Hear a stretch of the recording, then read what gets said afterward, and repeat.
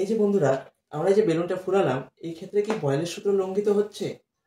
কারণ আমরা বয়েলের সূত্রের যে স্টেটমেন্ট সেটা জানি যে স্থির উষ্ণতায় কোনো নির্দিষ্ট ভরের গ্যাসের আয়তন তার চাপের সঙ্গে ব্যস্তানুপাতে পরিবর্তিত হয়। কিন্তু বন্ধুরা, এই বেলুন ফুলাচ্ছি যখন, তখন গ্যাসটার চাপও বাড়ছে, আবার আয়তনও বাড়ছে।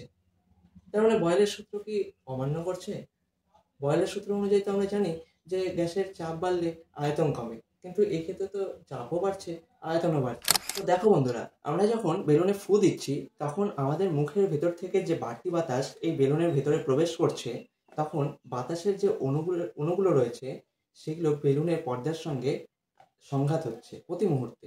এর ফলে বেলুনের ভিতরে চাপ বৃদ্ধি পাচ্ছে এবং এই চাপ বৃদ্ধি পাওয়ার ফলে তার আয়তনটাও বৃদ্ধি পাচ্ছে। তবে বয়েলের সূত্র লঙ্ঘিত হচ্ছে কিনা তা বলার আগে তোমাদের কাছে আমার একটাই অনুরোধ, যে তোমরা এই চ্যানেলে নতুন হয়ে থাকলে চ্যানেলটাকে সাবস্ক্রাইব করে দিও এবং এই ভিডিওটা যদি তোমাদের সত্যিই ভালো লাগে বেশি বেশি করে লাইক করো এবং বন্ধুদের মধ্যে বেশি বেশি করে শেয়ার করো।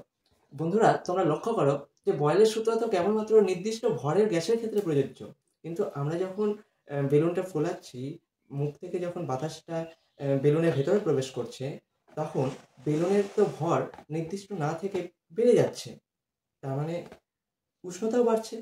সুতরাং এখানে বয়েলের সূত্র লঙ্ঘিত হচ্ছে এই প্রশ্নই ওঠে না।